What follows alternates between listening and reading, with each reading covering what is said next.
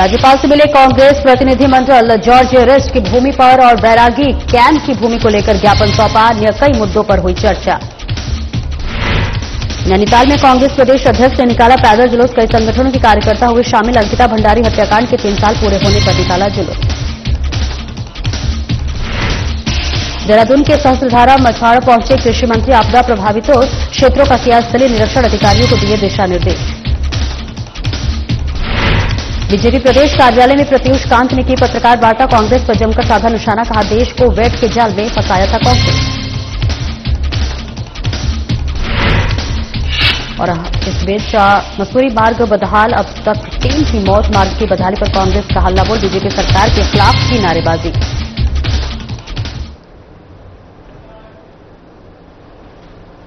नमस्कार, स्वागत है आपका। मैं हूं आपके साथ सपना दीपक मदेशिया। बुलेटिन का आगाज करेंगे। कांग्रेस प्रतिनिधिमंडल ने राज्यपाल गुरमीत सिंह से मुलाकात की है। आपको बता दें, मसूरी स्थित जॉर्ज एवरेस्ट की भूमि और हरिद्वार के बैरागी कैंप की भूमि को लेकर सौंपा ज्ञापन। कांग्रेस का आरोप, 30,000 करोड़ मूल्य की 172 एकड़ भूमि मात्र 1 करोड़ रुपए वार्षिक किराए पर एक कंपनी को सौंपी। टेंडर प्रक्रिया में अंतिम समय पर नियम बदलकर कंपनी को पहुंचाया फायदा। स्थानीय निवासियों के 200 साल पुराने रास्ते किए बंद। पर्यटकों से मनमानी वसूली। बिना अनुमति हेलीकॉप्टर संचालन जारी। जॉर्ज एवरेस्ट की भूमि कंपनी को देने का आदेश हो निरस्त। उच्च न्यायालय के सिटिंग जज की निगरानी में कराए गए मामले की सीबीआई जांच। हरिद्वार स्थित बैरागी कैंप की भूमि भी इसी कंपनी को देने की तैयारी। बैरागी कैंप की टेंडर प्रक्रिया पर लगाए रोक। आपदा में सरकार पूरी तरह से विफल। कांग्रेस ने कहा, 3 दिन से देहरादून सहित प्रभावित क्षेत्रों में न बिजली और न ही पानी। राहत और पुनर्वास कार्य पड़े ठप। जल जनित बीमारियों का बढ़ रहा खतरा।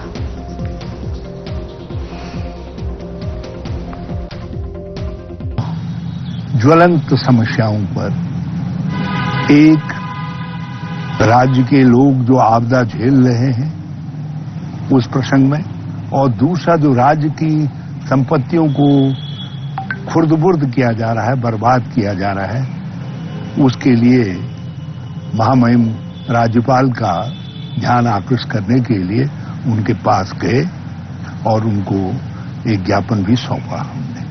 हमने उनको बताया कि जो आपदा का कारण है, मूल कारण जो है जलवायु परिवर्तन, उसको लेकर के एक सामूहिक लड़ाई हिमालयी राज्यों को लड़नी चाहिए और उसके विषय में पहल प्रारंभ करनी चाहिए। और ये पहल उत्तराखंड को प्रारंभ करनी चाहिए। और राज्य के अंदर जो आपदा आ रही है उसमें मुख्यमंत्री जो दिखाई दे रहे हैं, लेकिन शासन नहीं दिखाई दे रहा है। और जो जॉर्ज एवरेस्ट की संपत्ति है वो बहुमूल्य संपत्ति है राज्य की, और पर्यटन विभाग के पास है।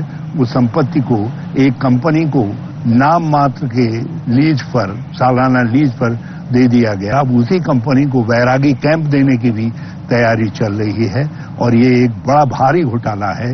हमने महामहिम से कहा कि राज्य की इन अमूल्य धरोहरों को, इन संपत्तियों को बचाने के लिए पहल करें। और हमने उनसे आग्रह किया कि इस मामले की सीबीआई से जांच होनी। शहर कांग्रेस अध्यक्ष अमित गुप्ता के नेतृत्व में शहीद भगत सिंह चौक पर कांग्रेस कार्यकर्ताओं ने बीजेपी सरकार के खिलाफ जमकर नारेबाजी की। इस दौरान कांग्रेसियों ने आपदा पीड़ितों को अब तक राहत न दिए जाने पर नाराजगी व्यक्त की। स्थानीय जनता ने मसूरी देहरादून मार्ग पर पिछले 4 वर्षों से गलोलगी धार का ट्रीटमेंट अब तक न किए जाने और जानलेवा हो चुकी मसूरी की सड़कों पर सरकार द्वारा सुरक्षित सफर करने के दावे को खोखला करार देते हुए मार्ग पर खतरनाक हो चुके बाहर स्थान पर कार्य करने की मांग को लेकर प्रदर्शन किया। शहर कांग्रेस अध्यक्ष अमित गुप्ता ने बताया कि अब तक मसूरी क्षेत्र में 3 लोगों की मौत हो चुकी है, लेकिन सरकार द्वारा उन्हें कोई राहतें या मुआवजा नहीं दिया गया है, केवल आश्वासन दिए गए हैं। मसूरी देहरादून मार्ग खतरनाक स्थिति में है, जिसमें कभी भी कोई बड़ी दुर्घटना हो सकती है, लेकिन अब तक धरातल पर कोई काम होता नजर नहीं आ रहा है।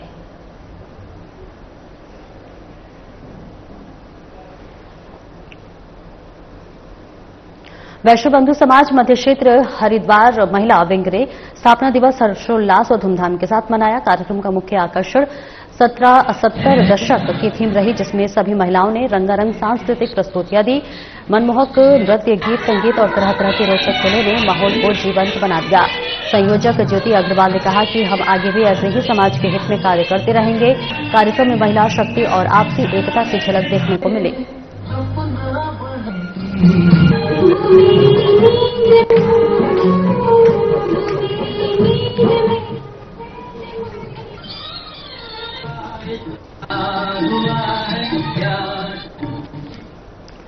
सालों से बदहाल पड़े काशीपुर स्पोर्ट्स स्टेडियम की जल्द ही काया पलटने वाली है, जिसको लेकर कार्यदायी संस्थान ने करोड़ों का प्रस्ताव तैयार कर लिया है। स्टेडियम के जीर्णोद्धार का जिम्मा पेयजल निर्माण निगम को सौंपा गया है। कार्यदायी संस्था ने प्रधानमंत्री जन विकास कार्यक्रम के तहत प्रस्ताव तैयार कर लिया है। साथ ही स्टेडियम में ऑल वेदर तरणताल, power lifting setup, athletic track, volleyball court, pavilion का निर्माण किया जाएगा। खेल मैदान में एथलेटिक्स ट्रैक और क्रिकेट के लिए पिच भी तैयार की जाएगी। साथ ही बैडमिंटन हॉल और बहुउद्देश्य भवन में मरम्मत का कार्य किया जाएगा। इस कार्य में करीब 40-45 करोड़ खर्च का अनुमान लगाया गया है। स्टेडियम की वर्तमान स्थिति बदहाल है। इस बीच स्टेडियम के कायाकल्प की जानकारी मिलने से खेल प्रेमियों में नई ऊर्जा का संचार हुआ है। इस संबंध में नगर निगम महापौर दीपक बाली ने बताया कि डिजाइन और ड्राइंग तैयार हो चुकी है। संस्था प्रस्ताव तैयार कर शासन में रखेगी। स्टेडियम नए स्वरूप में दिखाई देगा। स्टेडियम प्रभारी महेश्वर नेगी ने कहा कि इस स्टेडियम में बड़ी संख्या में खिलाड़ी आते हैं। स्टेडियम के जीर्णोद्धार की आवश्यकता है। प्रधानमंत्री जन विकास योजना के अंतर्गत स्टेडियम का कायाकल्प जल्द होने के आसार हैं। मुझे को पहले पता है कि काशीपुर एक काफी अच्छा माना जाना खेल में काफी आगे प्रचलित डिस्ट्रिक्ट है हमारा, क्योंकि जो भी यहाँ से काफी बच्चे नेशनल, इंटरनेशनल, स्टेट लेवल पे निकले हुए हैं और आज भी बच्चे अच्छे प्रदर्शन कर रहे हैं। हमारे यहाँ पे करीबन 14 गेम यहाँ पे चल रहे हैं, सुचारू रूप से चल रहे हैं हमारे, और सभी गेमों में लगभग 30, 40, 50 बच्चे प्रैक्टिस करने आते हैं। जैसा आप कह रहे हैं कि बदहाली, तो हमारी एक बिल्डिंग है जो भी अभी जर्जर स्थिति में है, तो इसका भी शासन को अनुमोदन दिया हुआ है कि इस और आगे बढ़ेंगे जहां नैनीताल में कांग्रेस प्रदेश अध्यक्ष करण महारा ने पैदल जुलूस निकाला है। जहां आपको बताते चले कि जहां राम सेवक सभा मैदान में जनसभा कर गांधी मूर्ति तक निकाला पैदल जुलूस। विभिन्न संगठनों के कार्यकर्ता और स्थानीय लोग साथ रहे। अंकिता भंडारी हत्याकांड के 3 साल पूरे होने पर जुलूस निकाला। हत्यारों को फांसी देने की उठाई मांग। 3 साल बीत जाने के बाद भी अंकिता भंडारी के परिवार को नहीं मिला उचित न्याय। करण महारा ने कहा, सरकार दोषियों को बचाने का कर रही काम। प्रदेश में महिलाएं सुरक्षित नहीं है। कानून व्यवस्था पूरी तरह ध्वस्त है। तारीख को 3 साल हो गए घटना घटे। वीआईपी कौन है, हमारा प्रश्न ये है। सरकार की एसटीएफ का ये कहना कि वीआईपी कमरा था, इससे बड़ी शर्मनाक बात नहीं हो सकती। लड़की लिख रही है कि वीआईपी को एक्स्ट्रा सर्विसेज देने के लिए मुझ पर दबाव डाला गया है, और सरकार की तरफ से पुलिस ये कहती है कि वीआईपी को एक व्यक्ति नहीं कमरा था, तो इससे बड़ी शर्मनाक बात और क्या हो सकती है। और वो वीआईपी के साथ साथ मुख्यमंत्री और विधायक, जो महिला एबिस्ट, उसके खिलाफ कार्रवाई होनी चाहिए। जिनने सबूत मिटाए, डोजर चलाने की कार्रवाई जिनने करे, उनके खिलाफ कार्रवाई कब होगी, ये हमारे प्रश्न है। उल्टबात चलेगी क्योंकि धामी नहीं चाहते विधानसभा चले, और इसीलिए 1.5 दिन में विधानसभा समेट ली गई। लॉ एंड ऑर्डर की बात करें, वो जो नंदी परी का मामला है, सुप्रीम कोर्ट में पैरवी तक नहीं करी सरकार ने, जिसको हाई कोर्ट ने फांसी की सजा सुना दी थी, वो बरी हो गया। इससे शर्मनाक और क्या होगा। इस राज्य में शासन नाम की कोई चीज नहीं है और प्रशासन पूरी तरीके से भ्रष्ट है। महिलाओं पर अपराध दिन प्रतिदिन बढ़ रहे हैं। आरटीओ निखिल शर्मा ने रोशनाबाद स्थित कार्यालय परिसर, फिटनेस सेंटर और वाहन लीडरशिप का औचक निरीक्षण किया। इस दौरान कार्यालय व्यवस्था को और अधिक अनुशासित और पारदर्शी बनाने के लिए कई महत्वपूर्ण निर्देश दिए गए। आरटीओ ने सभी अनुभाग प्रभारियों को निर्देशित किया कि कार्यालय परिसर में किसी भी प्रकार से अनधिकृत व्यक्ति प्रवेश न कर पाए। गेट पर तैनात कर्मियों को यह सब स्पष्ट आदेश दिए गए हैं कि केवल अधिकृत व्यक्ति ही कार्यालय में प्रवेश करे। आरटीओ ने फिटनेस सेंटर में पूर्व निरीक्षण के दौरान दिए गए निर्देशों की समीक्षा की। साथ ही किसी भी स्थिति में अपात्र तकनीकी दृष्टि से अनुपयुक्त वाहन को फिटनेस प्रमाण पत्र जारी न करने किए जाने को लेकर भी कहा। आरटीओ निखिल शर्मा ने सभी संबंधित अधिकारियों को स्पष्ट चेतावनी दी है कि नियमों का उल्लंघन करने वालों पर विभागीय कार्रवाई की जाएगी। उन्होंने सभी वाहन लीडरशिप को निर्देश दिए हैं कि दर सूची स्पष्ट स्थान पर प्रदर्शित किया जाए। आरटीओ निखिल शर्मा ने यह भी स्पष्ट किया है कि यदि ट्रेड सर्टिफिकेट के दुरुपयोग और नियमों के उल्लंघन की कोई भी घटना सामने आती है तो उसके खिलाफ कठोर कार्रवाई की जाएगी।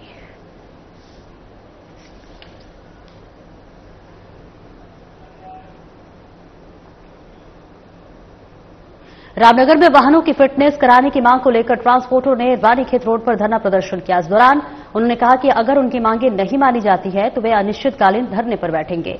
टैक्सी वाहन स्वामियों के मुताबिक लंबे समय से रामनगर एआरटीओ में वाहनों की फिटनेस नहीं हो रही है और इसलिए उन्हें हल्द्वानी जाना पड़ता है। पहले फिटनेस रामनगर में न्यूनतम दरों में की जाती थी, लेकिन अब वाहन की फिटनेस 3 गुना बढ़ा दी गई है, जिसका सीधा असर उनकी जेब पर पड़ रहा है। ट्रांसपोर्टरों का आरोप है कि सरकार प्राइवेट कंपनियों से यह काम करवा रही है। वहीं परिवहन विभाग पर उत्पीड़न का आरोप भी लगाया है।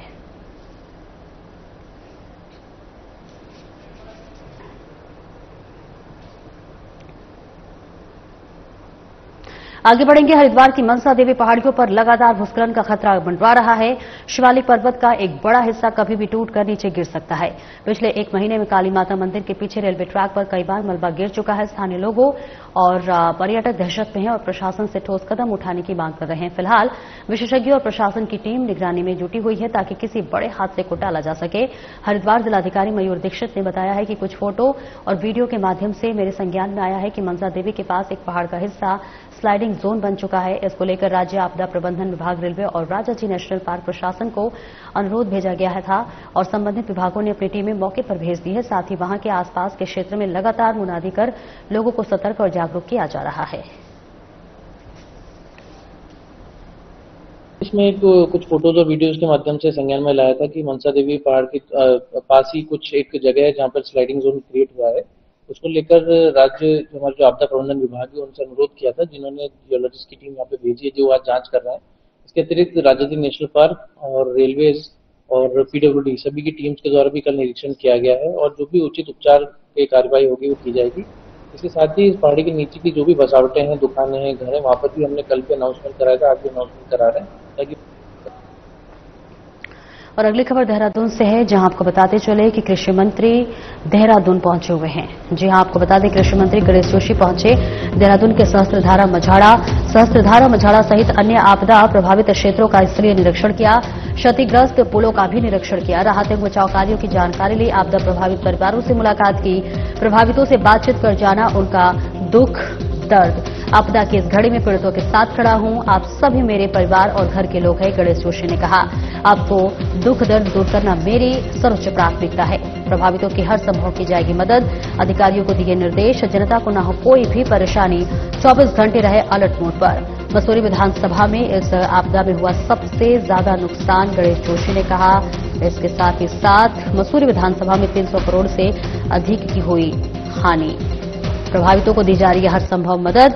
सरकार इस संकट की घड़ी में आपदा प्रभावित परिवारों के साथ है खड़ी। क्योंकि अभी मझाड़ा में 3 लोग 50 फीट मलबा में दबे हुए हैं। हमारे एसडीएम, हमारे सारे अधिकारी यहाँ पर मौजूद हैं। मैं खुद ग्राउंड जीरो पर पहुंच कर आया हूं और हमारी पूरी कोशिश है कि किसी तरह उनके, क्योंकि अब बचना तो मुश्किल लगता है, लेकिन उनके शवों को निकाला जाए। इसी प्रकार अन्य क्षेत्रों में भी टोटल अभी तक 11 लोग इसमें कैजुअलिटी हुई है और 8 लोग लापता हैं।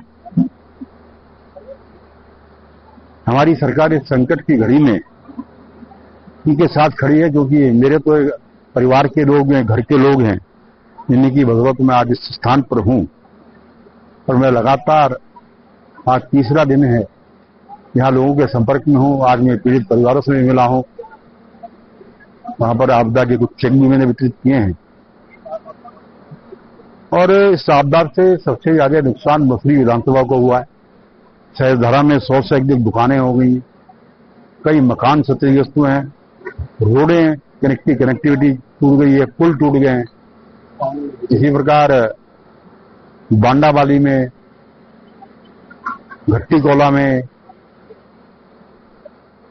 मसूरी रोड पर पुल क्षतिग्रस्त हुआ है, जिसको कल यातायात के लिए शुरू कर दिया गया था।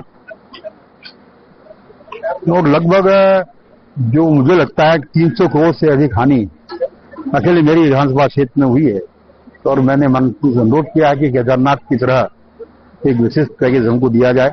ये भी एक टूरिज्म प्लेस है और वाटनी हुसैन ने आश्वस्त किया है कि अभी टीम सर्वे कर रही है, इन लोगों को विस्थापित भी हमने करना है। अभी सब वहाँ की हमारी बहनों की मांग थी कि हमें यहाँ से विस्थापित किया जाए। उसके लिए भी एक टीम सर्वे करने आ रही है और उनको फिर एक सही जगह चिन्हित करके, क्योंकि बार बार क्योंकि ये एक डेंजर जोन में आ गया है, बार बार यहाँ इसी पर बादल पड़ते हैं, घटना घटती है, उसकी कोशिश हम करें। और एक ब्रेक के लिए रुकेंगे, जल्द लौटते हैं।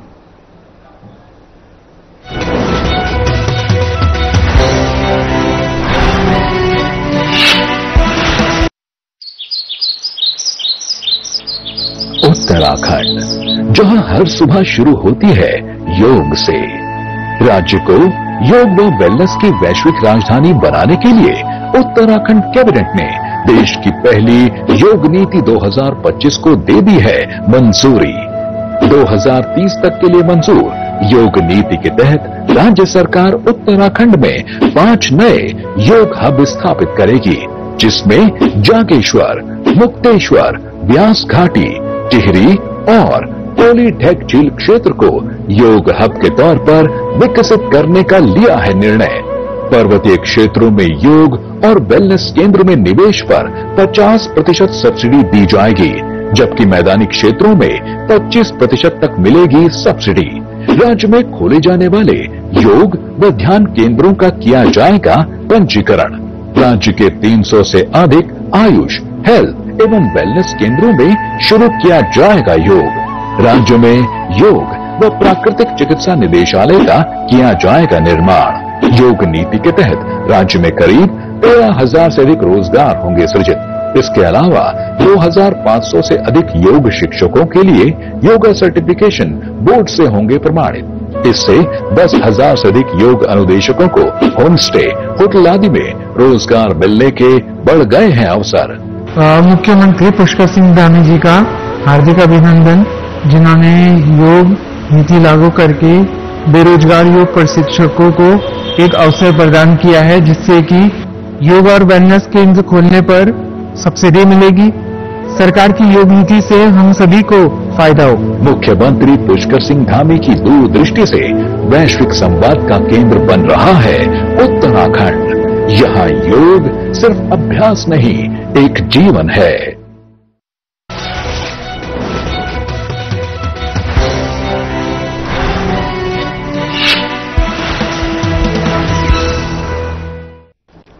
अब ब्रेक के बाद एक बार फिर से स्वागत है आपका। खबरों में आगे बढ़ेंगे। डीएम नीतिका खंडेलवाल ने जिला कार्यालय के वीडियो कॉन्फ्रेंसिंग कक्ष में आपदा प्रबंधन को लेकर बैठक की। बैठक में डीएम ने संबंधित विभागों को निर्देशित किया कि वे अपने अपने क्षेत्रों में भ्रमण कर आपदा से पहले और आपदा की स्थिति में जल स्तर की जानकारी नियमित रूप से उपलब्ध कराएं।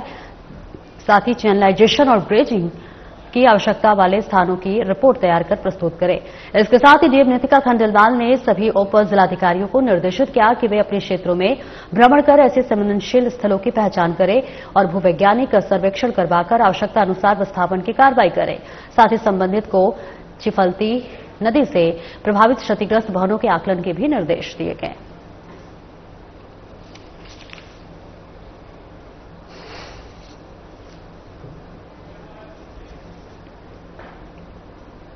मसूरी देहरादून मार्ग क्षतिग्रस्त होने के बाद अभी केवल हल्के वाहनों के लिए खोला गया है, जिसके चलते पेट्रोल और डीजल की सप्लाई बाधित हो गई है।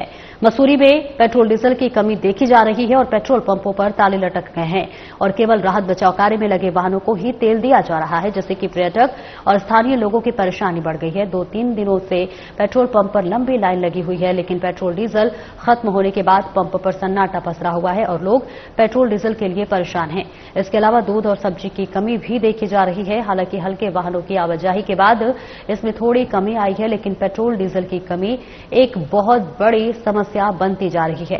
पेट्रोल पंप स्वामी नीरज अग्रवाल ने बताया है कि जिला प्रशासन द्वारा आपदा प्रभावित क्षेत्रों में काम करने वाले वाहनों के लिए पेट्रोल डीजल रिजर्व रखने के आदेश दिए गए हैं और जैसे ही मार्ग बड़े वाहनों के लिए खुलेगा, आपूर्ति सुचारू हो जाएगी।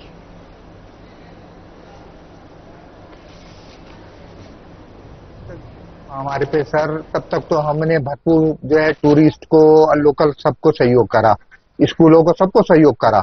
अब जो है 2 दिन से बिल्कुल हमारे पास जो है स्टॉक रिजर्व में है।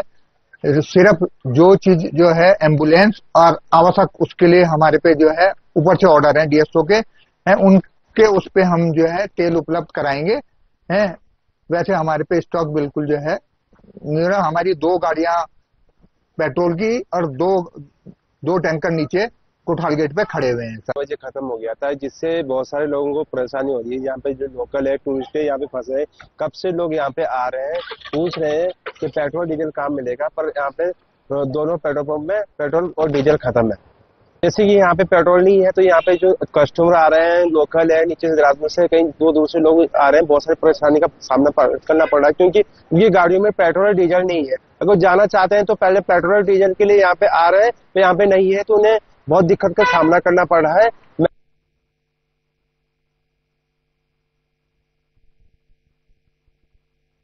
और वही बीजेपी प्रदेश कार्यालय में राष्ट्रीय प्रवक्ता ने प्रेस कॉन्फ्रेंस की है। जी हां, आपको बताते चले कि जहां पर तमाम बातों का जिक्र किया है। बीजेपी प्रदेश कार्यालय में राष्ट्रीय प्रवक्ता पीयूष कांत की पत्रकार वार्ता। नेक्स्ट जेट जीएसटी सुधार, पीएम मोदी का देशवासियों को ऐतिहासिक दीपावली गिफ्ट। जीएसटी सुधार और आम आदमी की आर्थिकी में लेकर आएंगे बड़ी वृद्धि। देश को कांग्रेस ने फंसाया था वैट के जाल में, प्रत्युष ने कहा। अब जीएसटी से हो रहा विकसित भारत का निर्माण। देश को 2 लाख करोड़ से अधिक का जीएसटी राजस्व हो रहा प्राप्त। बीजेपी सरकार इसका वास्तविक लाभ पहुंचाना चाहती। आम व्यक्ति तक टैक्स दरों को कई अहम क्षेत्रों में किया शून्य। प्रतिदिन उपयोग की वस्तुओं पर 18 और 12% से घटाकर किया 5%। पीएम मोदी के चमत्कारी नेतृत्व में देश विकसित बनने के लिए ले रहा है करवट।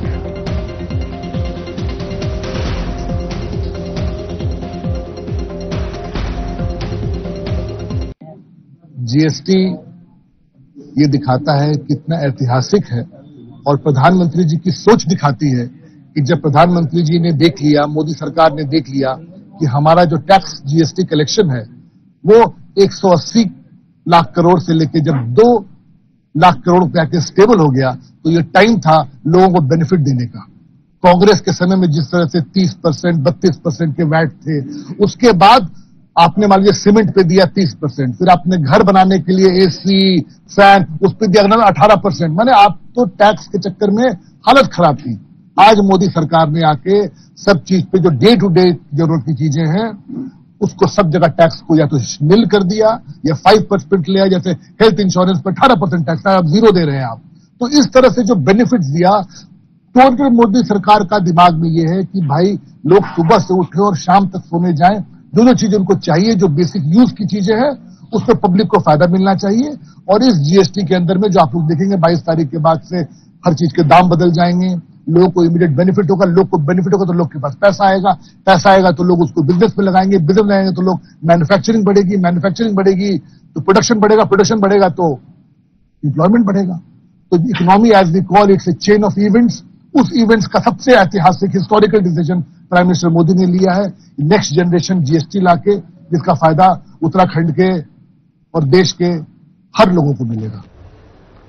रुड़की की मंगलौर कोतवाली क्षेत्र के गांव मन्नाखेड़ी के जंगल से 30 वर्षीय युवक का संदिग्ध परिस्थितियों में शव मिलने से हड़कंप मच गया, जिसके बाद ग्रामीणों द्वारा पुलिस को सूचना दी गई। सूचना के बाद मंगलौर पुलिस मौके पर पहुंची और शव का पंचनामा भरकर शव को पोस्टमार्टम के लिए भेज दिया है। तो वही पुलिस पूरे मामले की छानबीन में जुट गई है। इस मामले में एसपी देहात शेखर चंद्र सोयाल का कहना है कि मृतक मन्नाखेड़ी गांव का ही रहने वाला है और एक फैक्ट्री में काम करता है।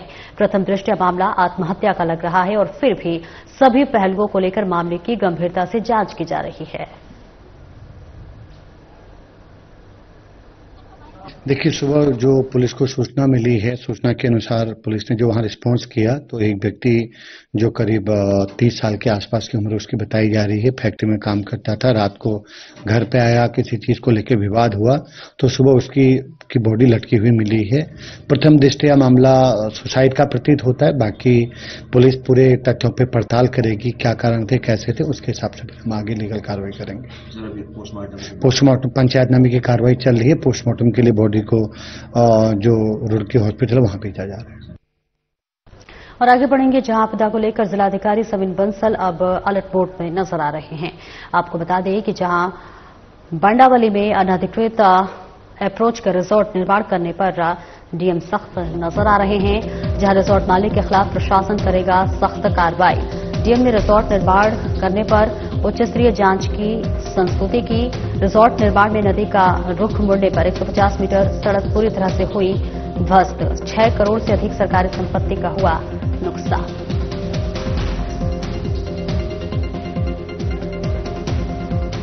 तो तस्वीरें दिखा रहे हैं आपको देहरादून से, जहां अब आपदा को लेकर जिलाधिकारी सविन बंसल अब अलग मोड पर नजर आ रहे हैं। बारनावाली में अनाधिकृत अप्रोच कर रिजॉर्ट निर्माण पर डीएम सख्त होते हुए नजर आ रहे हैं।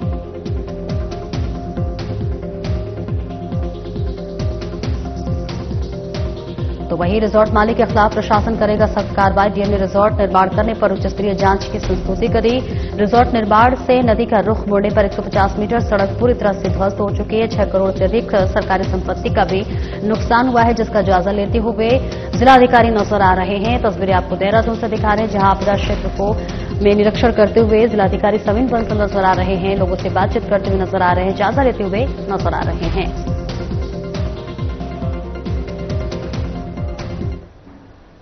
फिलहाल इस बुलेटिन में इतना ही। नमस्कार।